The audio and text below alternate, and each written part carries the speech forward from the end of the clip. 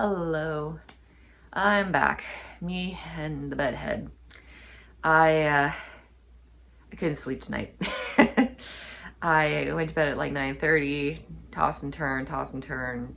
Midnight, I looked at it, was like, I might as well make that video I've been meaning to make. I haven't posted a video in like 9 days because I have been sleeping all the time.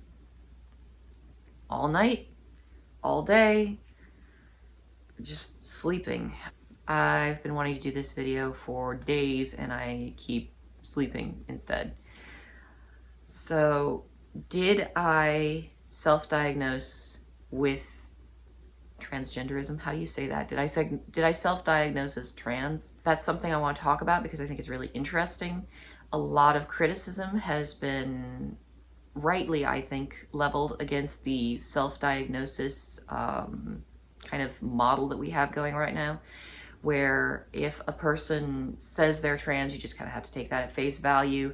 You definitely don't ask them questions. They're not supposed to have to explain any of it to anybody because that's offensive. And it's like, I mean, I don't have good explanations on hand for some of the questions I get sometimes. Like, people ask me something, I'll be like, whoa, never thought about that, but let me think for a while.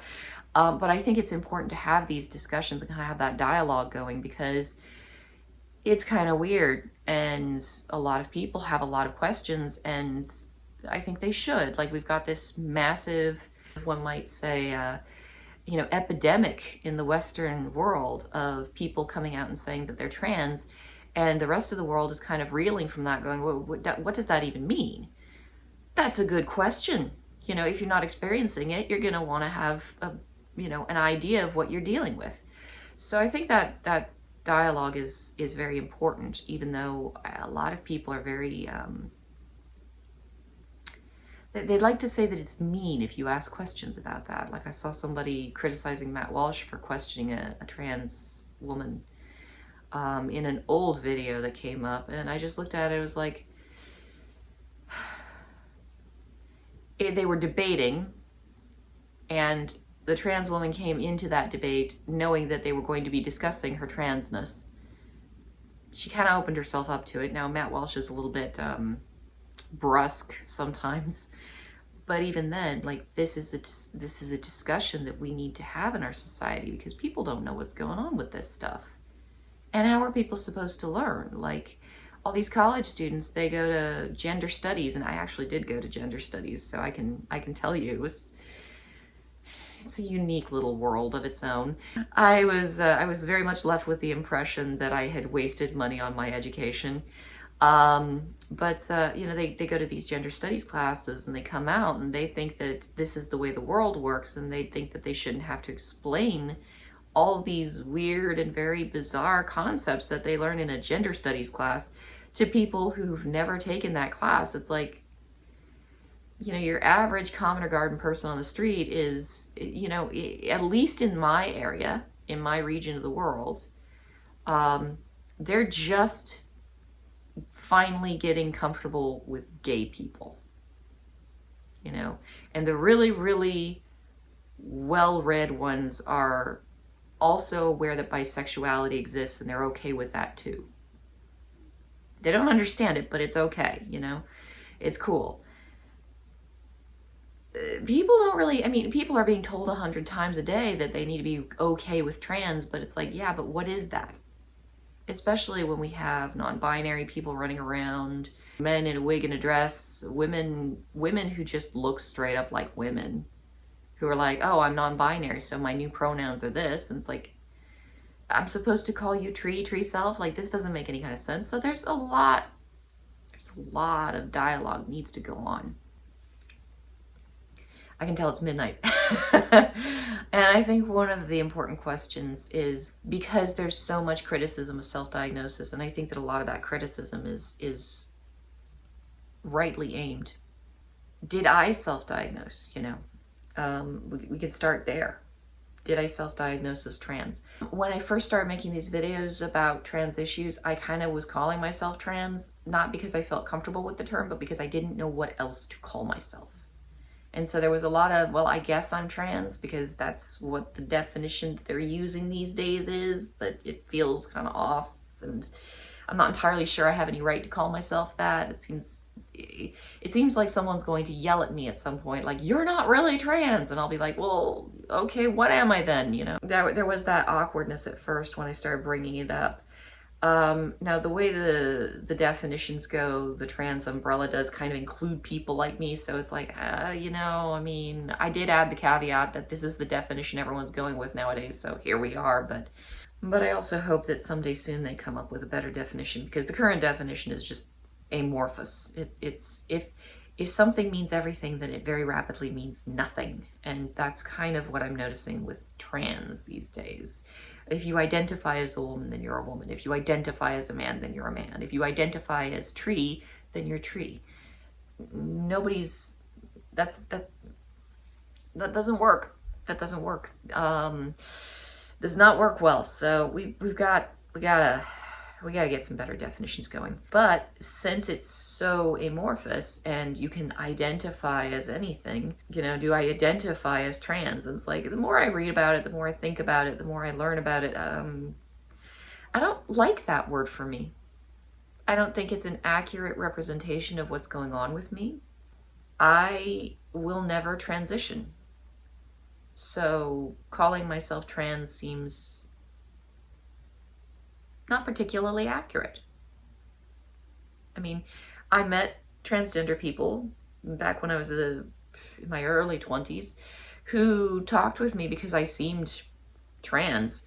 And when I talked with them and we discussed it, you know, kind of in detail, they came to the conclusion that I wasn't trans, and I just kind of said, okay, I guess I'm not trans, and I went on about my life. And I later became aware that there were some things going on with me that were strange, and I had to go through my life and my sexuality and kind of process all that, like, what is this?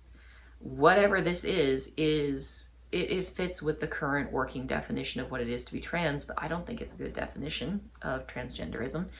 And I don't necessarily like using the word on myself. I think, number one, it's too poorly defined, and I don't like using very, very extremely poorly defined words, particularly to describe myself. And number two, I'm not sure that the future definition of the word will include people like me. So I'm not a fan of using that word to describe myself, even though technically I suppose, like, there are people who would say that I am, and, you know, I suppose it makes a good shorthand word if you're trying to get an idea across in some circumstances, but in others I think it just muddies the waters. I think in many circumstances it muddies the waters, so I refrain from using it. I would call myself, and I would feel very comfortable calling myself, an autoandrophile, which is a woman who loves being a man, or loves perceiving herself as a man. That seems like a very accurate term for what's going on with me. Very accurate. And so, all right, fine, I'm an autoandrophile. Phil Illy, with the new book, has been kind of using the term autoheterosexual, or, you know, shortening it to autohet. That might take off, and if it does, that would probably be a good thing. For the time being, I kind of tend to just shorten it to AAP, autoandrophile, because it's easier to write out when I'm texting. I think that's a very accurate description of what I am. How did I self-diagnose with autoandrophilia? Because I don't want to say I self-diagnosed as trans, but I will totally say I self-diagnosed and self-identified as an autoandrophile. How did I do that? Well, and how do I have the right to do that? That's another thing. It's like, well, I didn't go to a doctor. I didn't talk to a therapist. Well, actually, I did talk to a therapist, and I think the fact that I was describing my situation to her and she seemed horrified by it kind of hints to me that she knew I was an autoandrophile and she was freaked out by it. That's kind of the impression that I got from her. I might have been reading her wrong because I'm not great at reading people, but that was the impression that I got from her. She didn't tell me I'm an autoandrophile, but she didn't tell me much of anything, but then again, she didn't have to. But obviously I couldn't have a very productive conversation with her about it after that, so I just never talked about it again, pretended it never happened. Would I go to a therapist now and say, hey, I'm an autoandrophile? I don't feel any need to, so no. I'm also pretty done with therapy after getting misdiagnosed with bipolar disorder and trying to figure that crap out for several months of my life. Like, yeah, no, thank you. I'm done. I'm kind of done with therapy. How do I come to the conclusion that I'm an autoandrophile then? How can I reliably say and confidently say that I'm an autoandrophile? Well, according to Ray Blanchard, Dr. Ray Blanchard, who seems to know what he's talking about, if you are an autoandrophile or an autogynephile, you become sexually aroused at the idea of being the opposite gender. And so then it's a very simple question, because people don't need a medical diagnosis to identify their sexuality. People don't go to a doctor and then come out of the doctor's office and say, well, the doctor just diagnosed me with gay. It doesn't happen. You know, like, you know, right? So at that point, the litmus test for whether or not I'm an autoandrophile becomes very, very simple and very, very straightforward. And you figure it out very, very quickly. It's like, okay, so am I an autoandrophile? And it's like, you know, it's not heavy on the sex end for me. Some people it's a very, very sexual thing, and for some people it seems like a not sexual thing at all. And for me, it always seemed like a not sexual thing. And so it was like, you know, this isn't, for the longest time, I really fought the idea of being an autoandrophile. And again, it was Phil Lilly's interview and, you know, looking at his book, reading through his book, that really helped me to clarify that. So highly recommend the book. But for me, I really was very resistant to the idea for a long time, because it was like, well, this isn't a sexual fetish. It just isn't. It's too non-sexual and it's too big a part of my day-to-day life that I just don't think that it's autoandrophilia. And again, you know, doing more research, reading up on it more, I'm pretty convinced that it is autoandrophilia. And then, of course, asking myself that vital question, do you get aroused at the idea of being a man? And it's like, well, you know, I'm not walking around with a constant lady boner going, ooh, I'm a dude. That's not, like, again, I said, it's not particularly sexual for me, or at least it doesn't feel that way.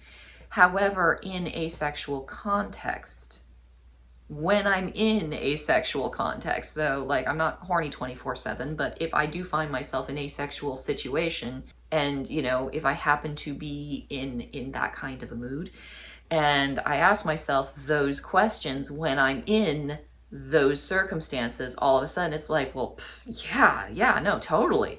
It's like, there's your answer, folks. Don't need a diagnosis for that. It's very, very straightforward. And so, like, okay, I guess there you go.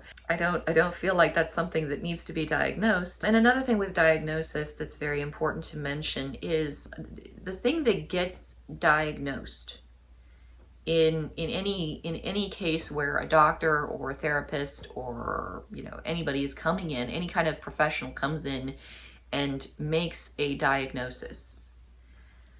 The thing that's getting diagnosed is a problem for the individual. It is some form of pathology that is causing that individual or the individuals in their lives distress. The reason I mention or the individuals in their lives, an alcoholic person might have all kinds of problems and life complications because of their alcohol use. But if you ask them, well, is the alcohol causing you problems? They're just, no, man, I love my booze. It's not causing any problems. What are you talking about? It's like, it's completely impeding your relationships. It's impeding your work life. It's impeding your ability to function. But, you know, he's causing you distress? Well, no, you don't think so. You just think that the world is a crappy place and you keep getting mistreated. When you're diagnosing something as pathological, it's very important to note that, you know, is it impacting in a negative way your ability to maintain relationships, maintain a job, function in society, function on a day-to-day basis, take care of yourself, all that basic stuff. Is it negatively impacting your life? Which essentially guarantees that I cannot be diagnosed as trans. I'm soaking my feet right now and the cat just came over to start drinking the water. And I'm soaking my feet because my feet are achy and they twinge a lot. Hi, kitty. But yeah, that more or less guarantees that I cannot be diagnosed as transgender, because whatever's going on up here with me is not negatively impacting my life to any realistic degree. In case you're wondering, I'm not making this video in multiple takes. I'm taking off my bathrobe and putting it back on because I keep getting cold, and then I get hot, and then I get cold, and then I get hot. Pregnancy is it's a trip, man. I don't see any real negative impacts to my mental health that came about as a result of being an autoandrophile. I've had some body dysmorphia that could have, I wouldn't be surprised if my body dysmorphia issues when I was dealing with my depression didn't move in the direction that they moved because of my autoandrophilic tendencies. Like, if you're struggling with a mental illness, it's gonna show itself in different ways and with, you know, slightly different flavors depending on the individual, and the way it manifested kind of seemed a little bit more autoandrophilic, a little bit more trans than, you know, maybe your average person on the street. But I mean, even then, it wasn't necessarily. This is one of the reasons that I think that people should really take a very hard look at any mental health issues they're struggling with alongside being trans, because these days we have this tendency in our mental health care system to identify trans and then say, okay, that's the chief complaint. And it's entirely possible the chief complaint is something else, and it's just amplifying that trans tendency. Because for me, when I was depressed, I felt like that autoandrophilic side of myself really kind of got a little bit more revved up than it would have otherwise been. That's something I want to put out there into the universe. Like, hey, if you have some sort of other concurrent mental health problem, you know, take a look at that. See if you can't bring that a little bit more under control, and then see if that doesn't help. So, I mean, it hasn't impacted my ability to do jobs. It hasn't impacted my ability to take care of myself, like in and of itself. Like, if you just isolate that one part of my personality or my sexuality, however you want to see it, and apply that to my life and say, okay, has this in and of itself impacted me in any way negatively? It's like, no, really hasn't. So again, you can't diagnose that, because it's not something that would require a diagnosis. It doesn't cause any distress in my life. So then the question that kind of follows that, why is there a diagnosis at all for gender dysphoria? Why is that a thing? Because there's so many people who get really riled up online about a gender dysphoria diagnosis. Like, you see a lot of trans people, you know, trans people, non-binary people, you know, self-identified trans people who find out there's a diagnosis in the DSM for gender dysphoria, and they're like, why is this being diagnosed? It's being pathologized. That's what it is. It's being pathologized. It's like, no, that's not what's happening. Gender dysphoria is a real condition, and for a very, very long time, until very, very recently, the way that it worked was, if a person had gender dysphoria that was severe enough to require a diagnosis, which meant that it was negatively impacting their ability to function, negatively impacting their ability, you know, to maintain relationships, negatively impacting their mental health, negatively impacting their day-to-day life. If they had something so severe that it required a diagnosis, there was a diagnosis available for them, and they could then take that diagnosis and use it to acquire treatment that would help them look like the opposite gender, so that they could have less gender dysphoria. That was the way we treated it. That was the way we handled it. That's what it was to be transgender. These days, we flipped all that on its head, because now people are like, well, you don't have to have gender dysphoria to be trans. you can have gender euphoria. Gender euphoria is a symptom of autogynephilia and autoandrophilia. So, and let's just very quickly add in the caveat, because there are a lot of ROGD girls in the world. A lot of detransitioners that I've seen who've been talking about their detransition say, you know, they would change their pronouns and then they'd feel gender euphoria. They'd get a surgery and they'd feel gender euphoria. And what's happening is when you make a change in your life, particularly if you're like struggling with depression or anxiety and you don't feel good and you do something that changes things, if you feel like you're being proactive and you feel empowered, like you're taking control of this situation that's so uncomfortable and unpleasant for you, you're gonna start to feel a little bit better. So if you particularly with like plastic surgery, that's a very extreme change. If you go and you do that and you feel better for a little while, it's like you're riding the high of that change. It's like, I've made a positive change in my life. It's a dramatic change because it's removing, you know, organs and tissue from my body. And now I'm going to be in a better place. And so you have this feeling like, oh, I'm going to be in a better place. Things are going to be better now. And that gives you a sense of euphoria. It's not genuine gender euphoria because it doesn't really have anything to do with your gender. You might think it does, you might feel like it does, but it's not exactly the same thing. And what happens is then you have these people who've detransitioned talking about how they felt that gender euphoria and then it started to go away and then they kind of just crashed. Like, okay, now what? Now I don't have breasts and I still feel like shit. And all the problems that I had before I had that surgery, they just followed me right on through to after I had that surgery. And then they feel like they were lied to because they were told this would make them feel better. And they kind of were. Because how many people are out there saying, oh, this will make you feel better? So that's a problem. It's something we need to discuss as a society. And we need to be honest about it.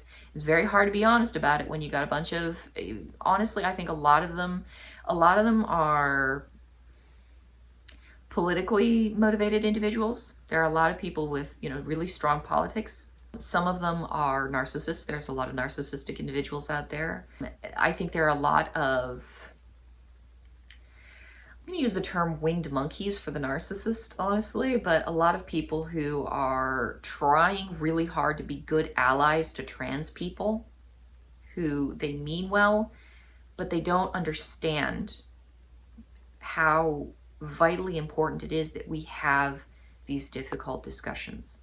There are a lot of those people out there. And then there's like a handful of autogynephiles, autoandrophiles.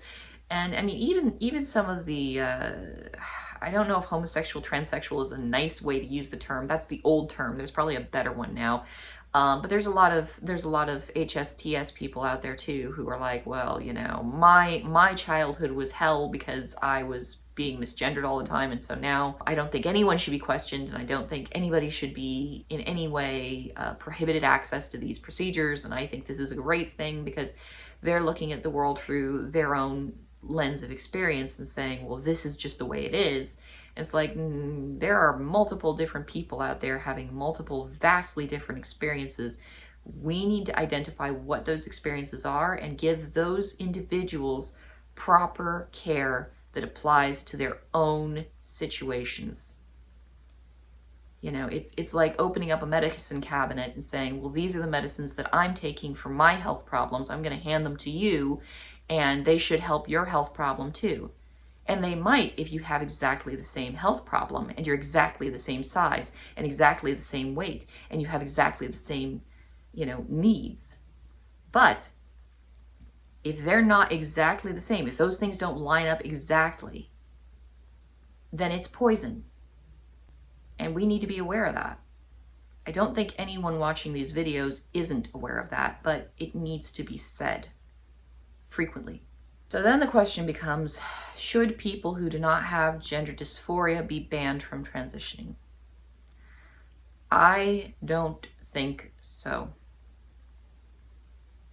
I think there are some people in this world who are autogynephilic or autoandrophilic, who are extremely motivated to undergo transition to fulfill that deeply valued part of themselves. And I don't think we should stop them from doing that if they really, really, really want to. I think they should be made fully aware of the risks, the potential complications, the side effects. I don't think that's being properly done these days. There's a reason I'm not going to transition. I think it's bad for my health.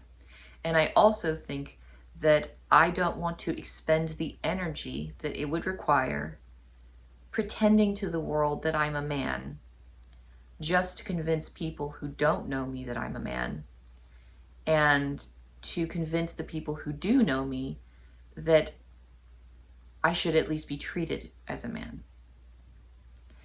I'm a very short individual, and unfortunately I'm also probably a rather effeminate individual.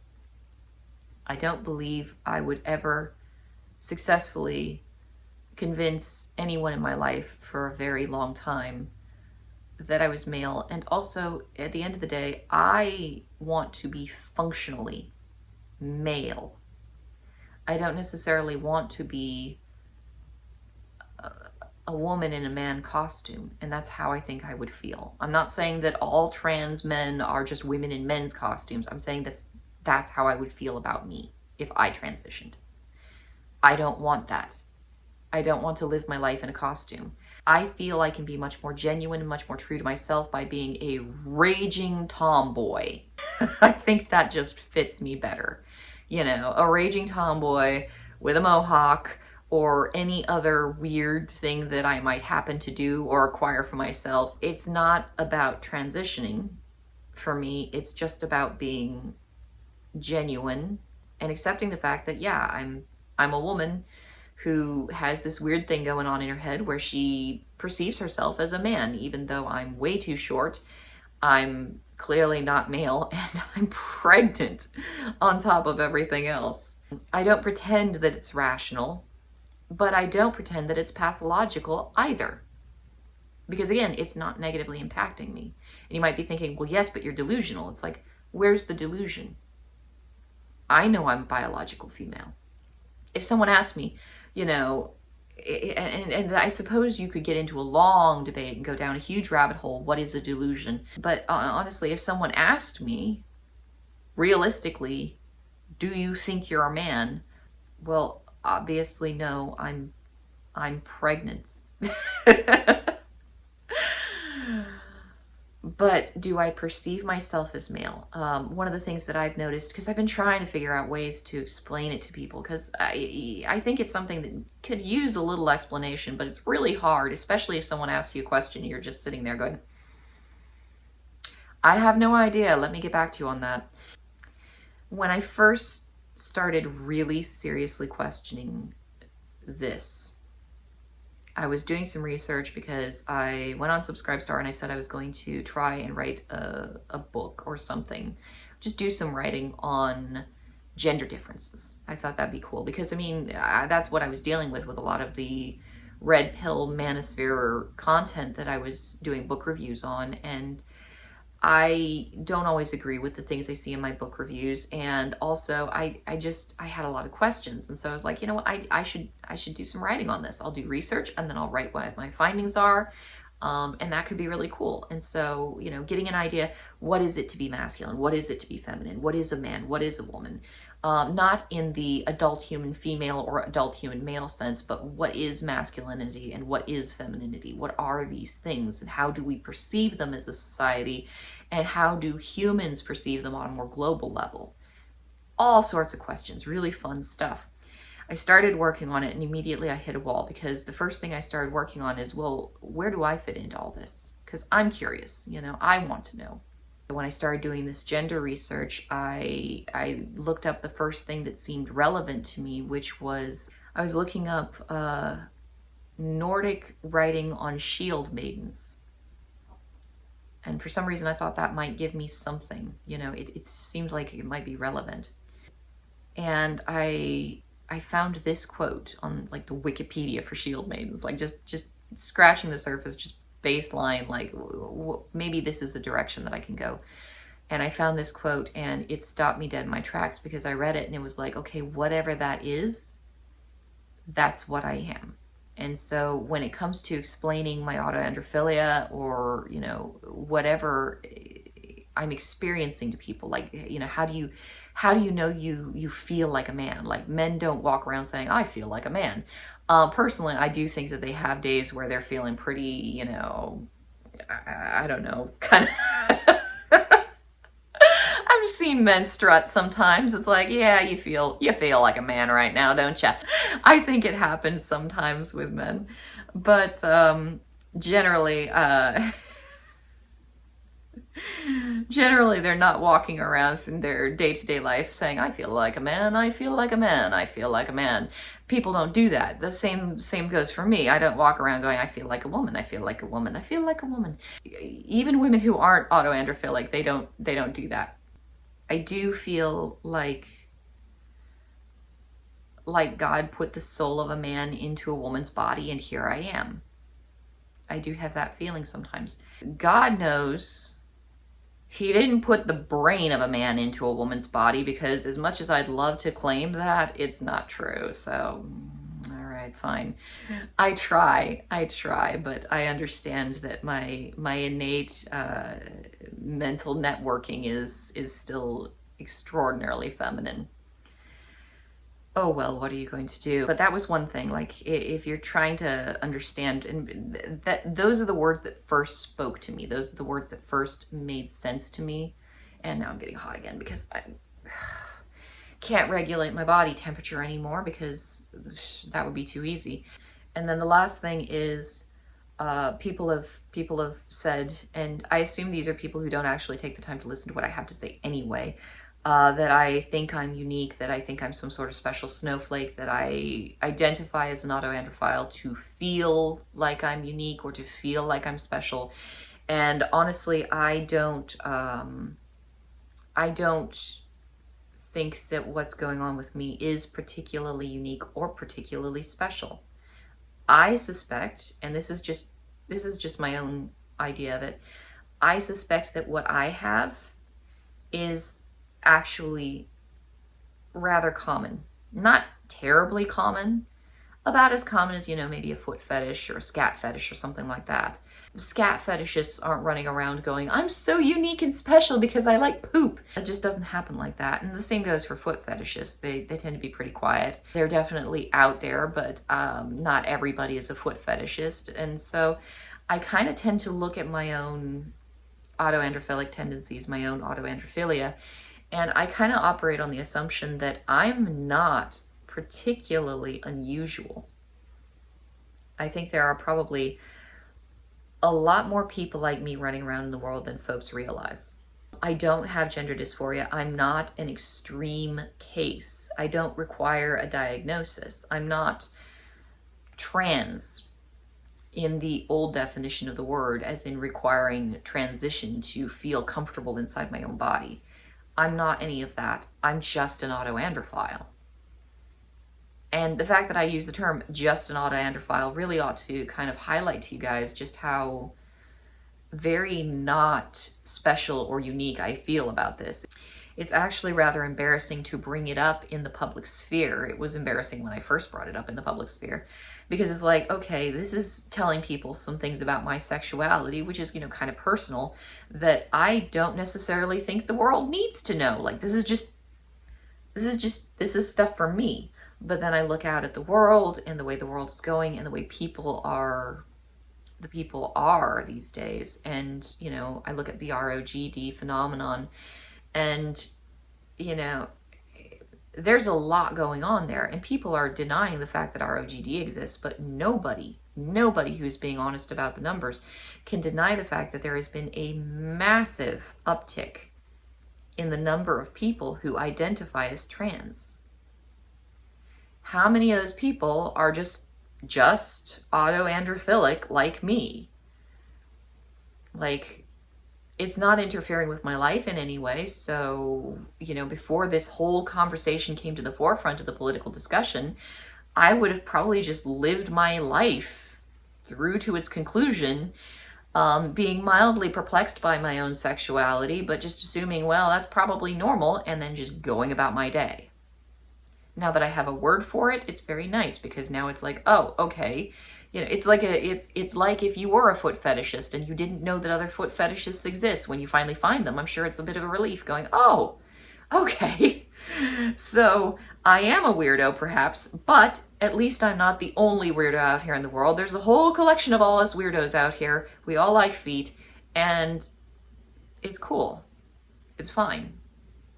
You know. Oh, look, how very convenient. There are websites dedicated to my fetish. Well, now I can go look at some lovely feet. You know, it's nice to know you're not alone sometimes. But that doesn't make me unusual, special, unique. I think a lot of people think that that's why I'm talking about this, and quite honestly, it is not. I think it's fascinating because I think human sexuality is fascinating, and I think human psychology is fascinating, and I think with the place where those two things intersect is very fascinating. And so it's like, well, this is just a fascinating subject. It gets a little uncomfortable when I'm talking about my own experiences, but I think that that's something that also needs to be discussed, because individual experiences will kind of help to create a more comprehensive picture for people of what this can look like and how this can be experienced. So in my particular case, it's not a really sexual thing, but if I'm, you know, in the bedroom doing stuff with my husband, yeah, like, shit comes up.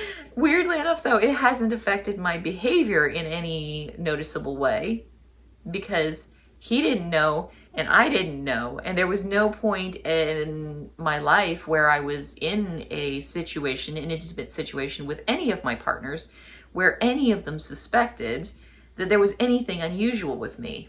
Like, it's kind of subtle and understated, at least in my case. Now, in some women's cases, it's not so subtle, and those definitely exist, where it's like pretty obvious that it's there. But in my case, it was just, you know, I had some little things that I did that nobody really batted an eye at, and so it was like, okay, well, I mean, that's just me. That's just Oakley. She just does that. It's like, okay, cool. I do not want to discuss any of those things in any more detail than I just have. Which again brings us back to, do I need a diagnosis for this? No. There's no diagnosis required. We're very certain. I'm very sure that this is, yeah, okay. Yeah, for the most part, in my day-to-day life, it's not a sexual thing. I don't find myself getting sexually aroused when I do anything that's particularly masculine.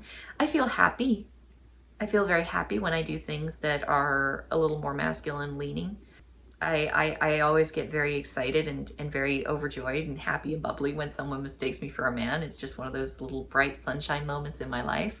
As long as they're genuinely mistaking me for a man. I think it'd be a little weird if everybody started calling me sir all of a sudden. It's like, because they knew that I was like this. It'd be like, okay, this is contrived and a little bit unnerving and weird. That's where I make the difference in my own life, in my own personal experiences.